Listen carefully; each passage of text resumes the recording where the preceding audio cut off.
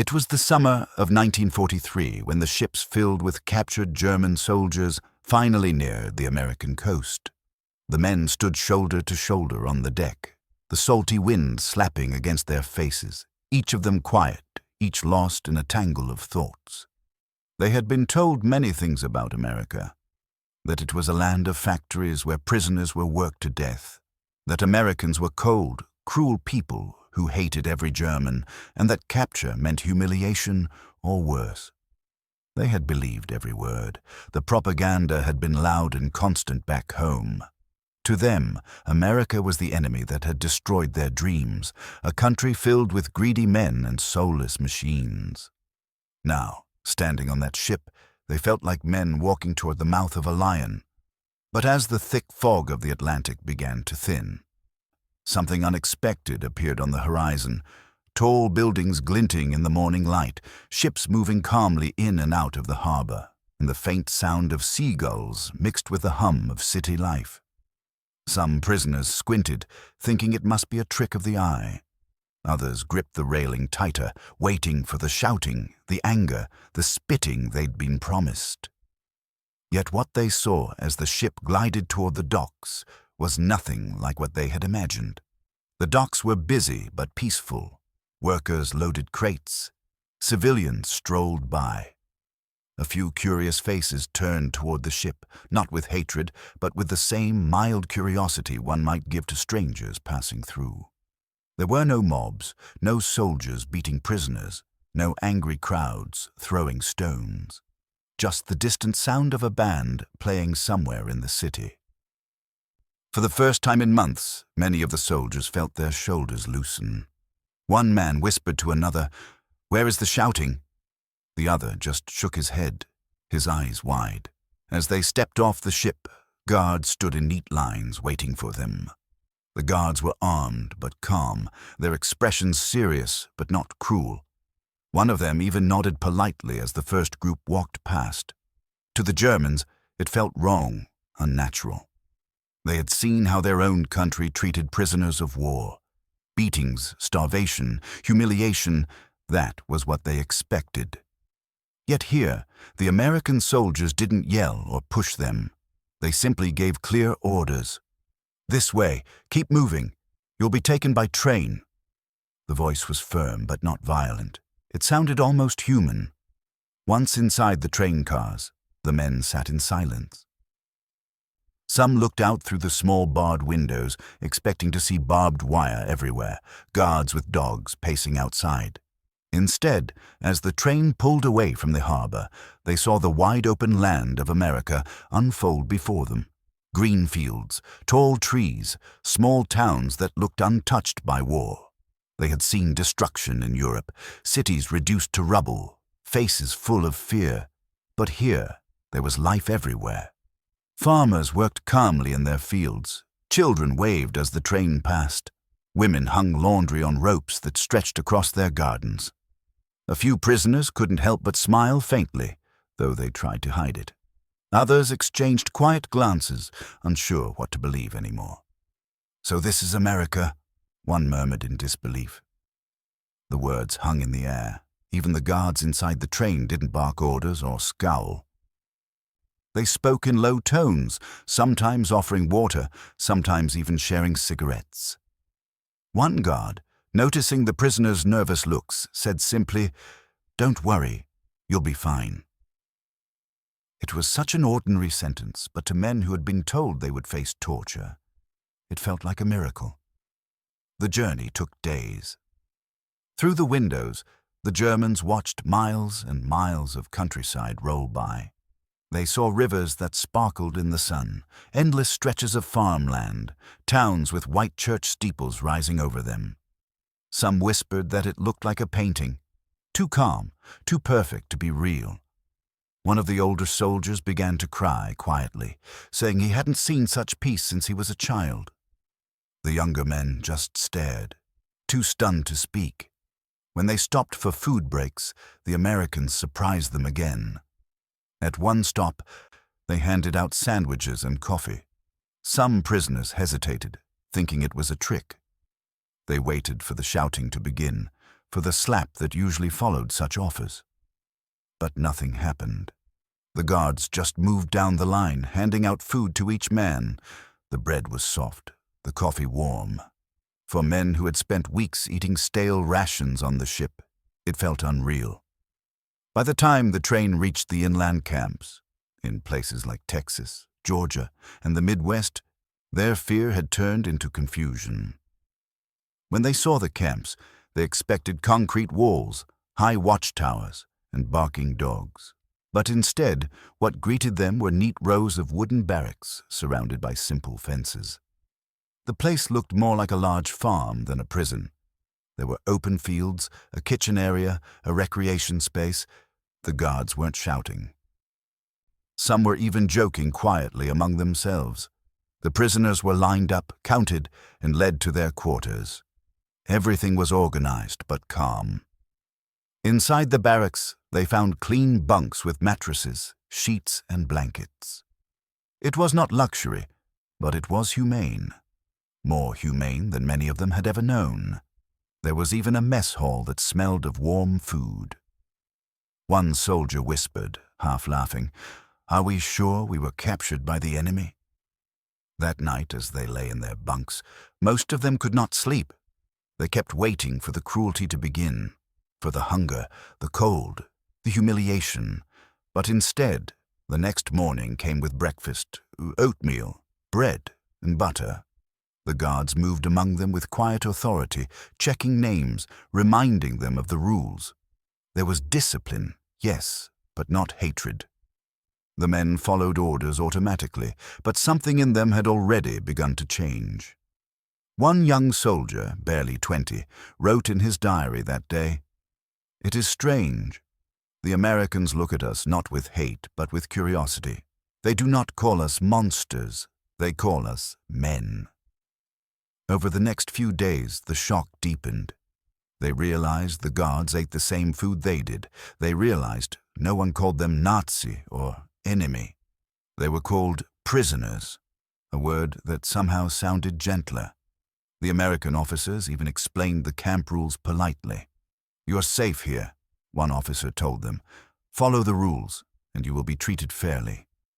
It was such a simple sentence, but it shattered years of propaganda.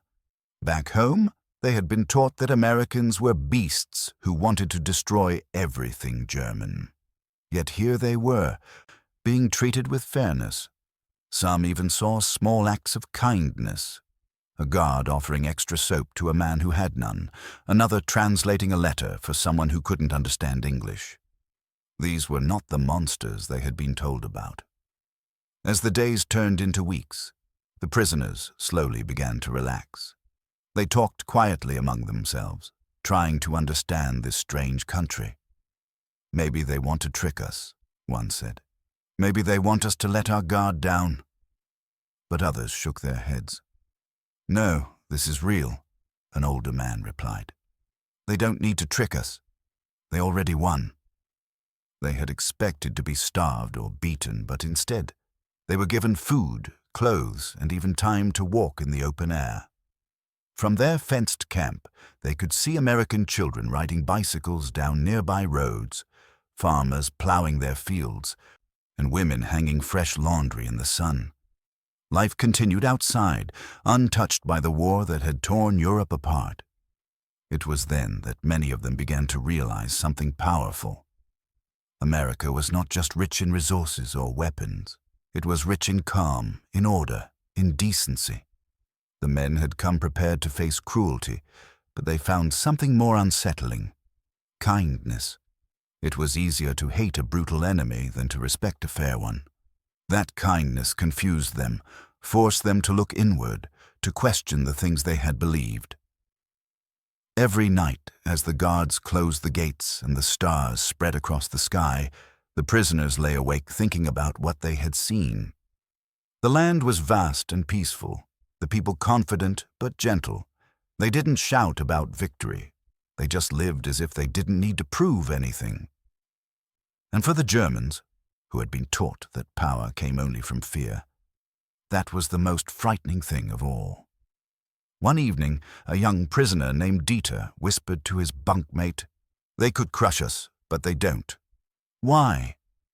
His bunkmate turned over and said quietly, "Maybe because they don't have to." That answer stayed with him. For men who had lived under a system built on control, violence, and pride, seeing strength wrapped in kindness was a new kind of shock. And so, what began as fear slowly turned into something else. Curiosity, respect, and, in some cases, shame. By the end of their first month in America, many had stopped expecting cruelty. They started noticing the small details, the efficiency of the camp's routines, the honesty of the guards, the quiet dignity of a country that treated even its enemies as human beings. For the first time in their lives, they saw what true order looked like. Not order forced by fear, but order born from self-respect. It was the beginning of a change none of them had expected. They had arrived ready to hate, ready to endure. But America disarmed them without a single shot. Not through force, but through fairness. And in the silence of those early nights under the wide American sky, the prisoners of war began to realize that the real battle they were fighting was no longer against the enemy outside, but the one within. The days began to fall into rhythm, and for the German prisoners, that rhythm was unlike anything they had ever known in wartime. Each morning started with the sound of a bugle, the sun cutting through the thin curtains of their barracks, and the smell of breakfast drifting from the mess hall. They lined up quietly, each man still a little unsure if this strange kindness would last. But it did. Every single day. The guards checked their names and nodded politely, as if they were simply workers reporting for duty. It felt less like imprisonment and more like discipline, not the kind forced by whips or guns, but one that came from quiet order. Breakfast was simple but filling. Oatmeal, bread, sometimes eggs, sometimes jam. It was shocking how normal it felt to eat without fear, without rationing. In Germany, food had been scarce even for soldiers. Here, they were given enough to be full. A few men even laughed softly at the absurdity of it. One of them said, "Back home, my wife writes that she queues 3 hours for bread, and here I am, eating like an officer." The others nodded, half guilty, half relieved. The war had taken everything from them, yet in captivity, they found small pieces of life returning. Every day, the camp gates opened for work details. Some prisoners were sent to nearby farms to help with the harvest. Others worked in sawmills or on construction sites. The Americans paid them small wages, just a few cents a day, but it meant something. With that money, they could buy small luxuries: soap, cigarettes, writing paper. For many, that freedom to choose, even within limits, was the first real taste of dignity they had felt in years. The guards treated the work seriously, but they didn't hover with rifles. There was a quiet trust in the air. It felt strange, unsettling, but freeing. Those who stayed behind in camp filled their days with chores and new hobbies. The Americans allowed them to form bands, to paint, even to write newspapers within the camp. At first, the Germans thought it was propaganda, some trick to weaken them, but over time, they realized it was genuine. The Americans didn't want to break them. They wanted to occupy their minds. And it worked. Boredom was replaced by creativity.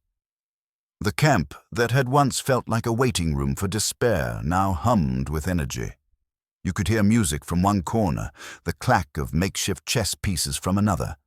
Some guards even joined the games. They played baseball together, and though the Germans didn't understand the rules at first, they soon became obsessed. The first time a German team managed to win a match against an American side, cheers erupted from both groups. For a brief moment, they weren't enemies anymore, just men under the same hot sun, laughing and competing. The game became a language of its own, one that didn't need translation. The camp also had a small library, shelves filled with donated books, American novels, dictionaries, even history texts. Some prisoners began learning English out of curiosity. They practiced phrases with the guards, laughing at their own accents. A few who had once studied before the war started teaching others basic grammar and conversation. Slowly, the camps began to change shape. It wasn't freedom, but it wasn't hell either. It was something else. A strange middle ground between punishment and humanity. Letters from home were allowed, though censored. Each envelope carried the weight of memory, of wives waiting, of children growing up without fathers, of mothers praying. Many prisoners wrote about their surprise. They described how well they were treated, how they worked, ate, and even learned. Those letters, though edited by censors, began to travel across the Atlantic, spreading whispers that the American camps were nothing like the horror the Nazis had warned about. Some German families refused to believe it, but others began to hope that maybe not all enemies were monsters. One prisoner, a young man named Karl, wrote in his journal, "I expected cruelty. Instead, I found rules. I expected hate. Instead, I found manners. I do not know what to think anymore." His confusion was shared by many. The kindness of their captors was more powerful than any weapon. It forced them to question what they had been fighting for. The American officers encouraged education. They organized classes inside the camps: history, mathematics, even agriculture. The idea was simple: to keep minds busy and prepare men for civilian life after the war. Some German officers refused to attend, saying it was unpatriotic, but younger soldiers eagerly joined. They saw it as a chance to escape the mental prison of war. They debated politics quietly at night, discussing ideas they would never have dared mention under Nazi rule. For the first time, they could speak freely, even if only in whispers. Sundays were the strangest days of all. The local church sometimes invited a few prisoners to attend services, escorted by guards. The first time it happened, many thought it was a test, but the people in the church, ordinary American families, shook their hands, smiled, even offered them hymn books. No one spat. No one stared with disgust. They were simply treated as guests. One prisoner later wrote, "I saw forgiveness in their faces, and I realized I had never known what that word truly meant." As weeks turned into months, something remarkable happened. The line between guard and prisoner began to blur. They still followed the rules, of course, but respect began to replace fear. Guards shared stories about their families. Prisoners spoke about their homes, their farms, their villages back in Germany. They discovered that the same things made them laugh, the same things made them homesick. Humanity began to creep quietly into the corners of captivity. One afternoon, a guard named Tom handed out ice cream cones to a group of prisoners after a long day of work. The men hesitated, unsure if it was a joke. But it wasn't. They sat on the grass, eating in silence, each one overwhelmed by something as small as a scoop of vanilla melting in the sun. It was absurd. Ice cream in a prison camp. But it was real. That moment, small as it was, stayed with them longer than the war itself. Not everything was perfect. There were still strict rules. Escapes were punished. Some prisoners couldn't accept defeat and remained bitter. A few fought among themselves, loyal Nazis against those who began to question the Reich.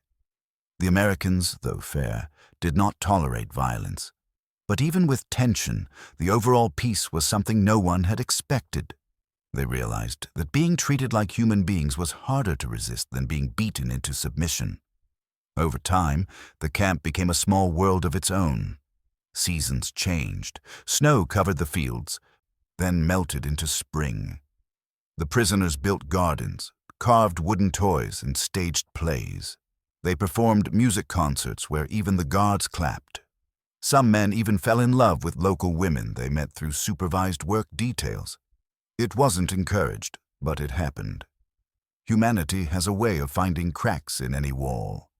What struck many of them most was how little hatred they faced from the Americans. They were enemies, yes, but America didn't seem obsessed with revenge. It fought the war, but it didn't lose its soul to it. That baffled the prisoners. They had been taught that the strong must rule through fear, that mercy was weakness. Yet here was a nation strong enough to be merciful, a country that could feed its enemies while still fighting them abroad. Each passing day chipped away at their certainty. In the evenings, when the sky turned red and the guards patrolled the fences, the prisoners would sit together and talk in low voices. They spoke of what they would tell their families when they returned, of what they had seen, of how different everything was from the lies they had believed. Some said they would never forget this place, not because it was prison, but because it was the first time they saw what freedom truly looked like. A few began sketching the landscapes, the fields, the barns, the trains that sometimes rumbled past in the distance. They wanted to remember what peace looked like. Others wrote poetry or learned to play the harmonica. Even in confinement, they were rediscovering what it meant to live. It was as if the war outside had frozen, and within the fences, time was quietly healing them. When American officers inspected the camps, they noted how orderly they were, how little violence occurred. Some reports described them as model communities. One officer wrote, "These men have begun to change, not through force, but through exposure." That was the truth of it. The Americans didn't try to preach democracy. They simply lived it, and that quiet example did what no argument could. By 1944, when the war was still raging in Europe, many German prisoners in America had already undergone an invisible transformation. They began to see the world differently. They respected the discipline of their captors, but even more, they admired their calm confidence. America didn't need to prove it was powerful. It simply was. That kind of strength was new to them. Not loud, not cruel, just steady.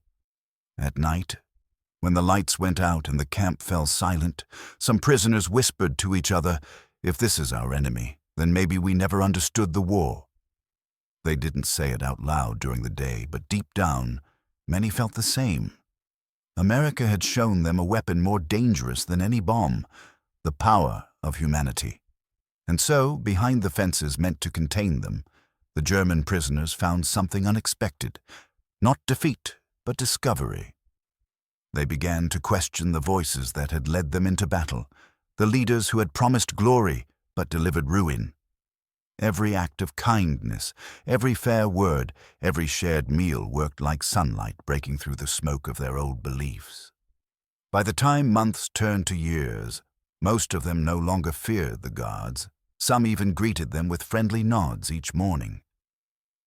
They were still prisoners, but inside, something had shifted forever.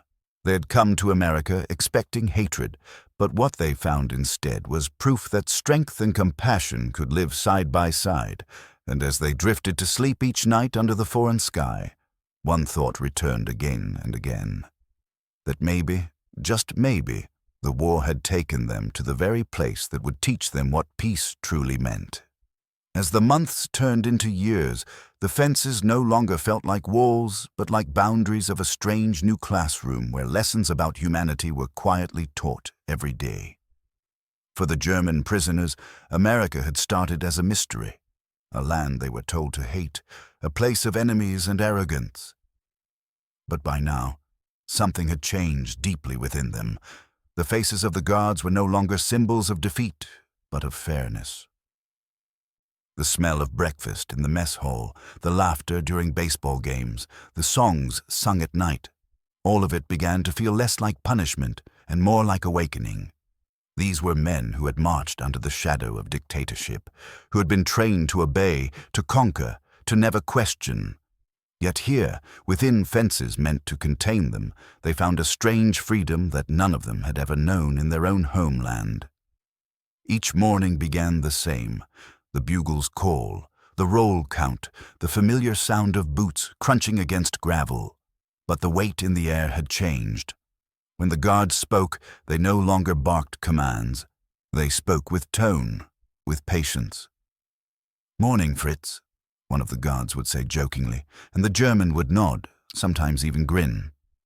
The distance between the two sides was fading, quietly, day by day. Some prisoners were allowed to work outside the camp. They helped harvest crops, fix fences, build barns. They rode in trucks with American soldiers who sometimes shared cigarettes or showed them pictures of their families.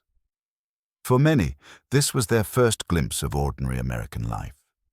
They saw towns where people smiled freely, churches that welcomed strangers, and schools filled with children laughing without fear. It was hard not to compare it with the Germany they remembered.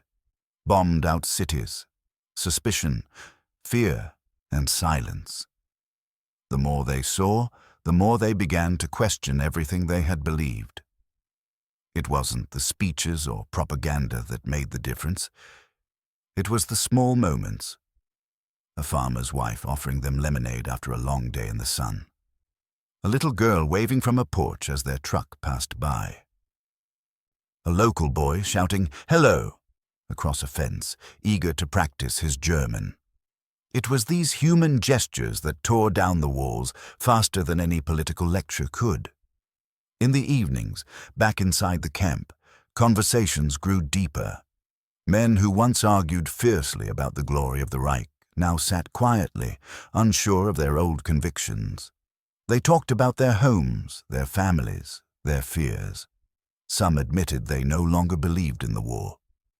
One man said, "If our leaders could see this place, they would call it weakness. But maybe this is what real strength looks like." The others nodded. For the first time, they realized that kindness could disarm a man more effectively than a weapon. Letters continued to arrive from Germany, though slower now, the ink often smudged by tears. They spoke of destruction, hunger, and hopelessness. Cities burned, families starved. The contrast between those letters and the peaceful routine of the camp was unbearable. Many prisoners began to feel guilt. Guilt for being safe, fed, and even content while their loved ones suffered. Some broke down quietly at night. They no longer felt like soldiers. They felt like survivors of something far darker than battle. One day, an American officer gave a speech to the camp. He stood before them with his hands behind his back, speaking not as a victor but as a man. He said, "You are our prisoners, yes, but you are also men. This war will end one day, and when it does, the world will need builders, not destroyers.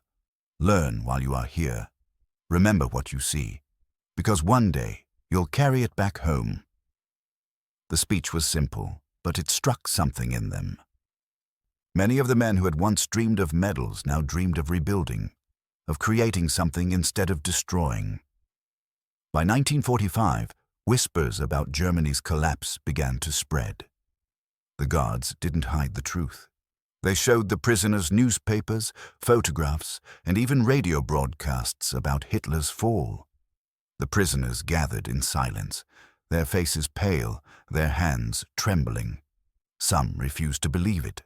Others wept. For years, they had been told their nation was invincible, that their leader was chosen by destiny. Now, destiny had vanished in smoke and ruin. In that silence, something remarkable happened. The prisoners didn't cheer or curse. They just sat quietly, trying to understand what it all meant. One man finally said, "It's over, but what have we been fighting for?" No one had an answer. That night, the camp was silent. No songs, no chatter, only the sound of wind rustling through the wire fence. Over the next weeks, their routines continued, but the mood was different. The war that had once defined them was gone, and with it, their sense of identity. They were no longer soldiers of the Reich. They were simply men trying to understand themselves. The Americans didn't celebrate in front of them. They didn't humiliate them. Instead, they treated them with the same calm respect as before. And that quiet grace hit harder than any punishment could have. Slowly, the realization began to spread among the prisoners. That America's strength didn't come from its weapons, but from something deeper. It came from its people, from the way they lived, the way they treated even their enemies. It was a strength built on faith, on dignity, on freedom. Some prisoners said it openly, others just carried it in silence, but all of them knew it. This experience had changed them forever. In one of the camps, a small group of men started painting murals on the barrack walls. One mural showed a farmer shaking hands with a soldier. Another showed an eagle flying above a plow. These were images of peace, symbols of the things they had learned here. The guards didn't stop them. In fact, some even helped mix the paint. It was as if both sides understood that art could say what words could not. When the orders finally came that the prisoners would be returning home, the news brought mixed emotions.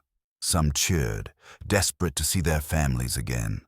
Others looked out at the familiar fences with a strange sadness. They had come here filled with hatred and fear. But they were leaving with respect and something close to love. They had learned that freedom was not the absence of walls, but the presence of fairness. The farewell scenes were quiet. Guards shook hands with the prisoners, some even exchanging small gifts, a book, a photo, a harmonica. "Good luck," a guard said to one man, "and don't come back as a soldier again." The man smiled faintly and replied, "Not unless it's to visit." As they boarded the trains back to the ports, many prisoners pressed their faces to the windows, watching the vast American landscape slide by one last time. The green fields, the towns, the waving children. It felt like saying goodbye to a dream they never thought they'd have. One man wrote later, "We arrived as enemies, but we leave as witnesses. I will tell my children what I saw here. That strength does not need cruelty." The journey home was silent. No one sang, no one boasted. They sat lost in thought, each man carrying memories heavier than any weapon. When the ship finally reached Europe, they saw a continent in ruins. Cities flattened, hunger everywhere, faces hollow. Germany was no longer the proud empire they had imagined fighting for. It was broken, bleeding, empty. Many former prisoners struggled to adjust. Some returned to their families, others searched for work, but they all carried invisible lessons from across the ocean. They spoke of the camps not as prisons, but as places of awakening. They told stories of baseball games, fair treatment, laughter, and kindness. At first, people didn't believe them. Some accused them of being brainwashed. But the truth was deeper. They had simply seen a different kind of power. Years later, when historians interviewed them, many of those men spoke with the same tone. Calm, reflective, grateful. They said their time in America had changed how they saw life, faith, and freedom. Some even returned to America years later as immigrants, drawn by the memory of that quiet dignity. They worked as teachers, farmers, musicians, men who had once worn the uniform of the enemy, but who now lived in peace on the soil of their former captors. Others stayed in Germany and helped rebuild. They carried ideas back home, about fairness, democracy, respect.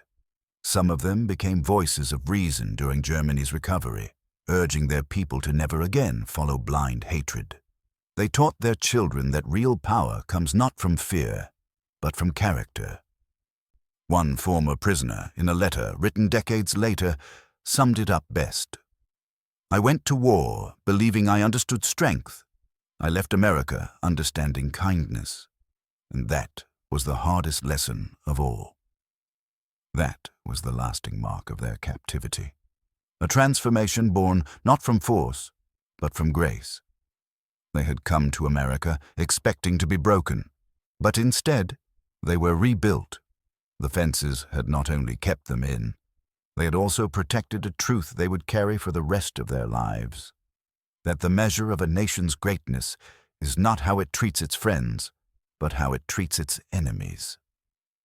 As ships carried them away for the last time, many stood on deck, looking back toward the fading coastline. The sun dipped low behind them, golden light spilling across the waves. The land grew smaller and smaller, but in their hearts it remained vast. They had come as soldiers of hate and left as witnesses to humanity. And so, when they returned home to a shattered continent, they carried with them a story that would outlast the war itself. A story of how compassion, even in captivity, can rebuild a man's soul. They had arrived fearing America's power, but they left in awe of its humanity. And in the quiet of their memories, they knew this simple truth. They came as enemies, but they left as men who had finally understood freedom.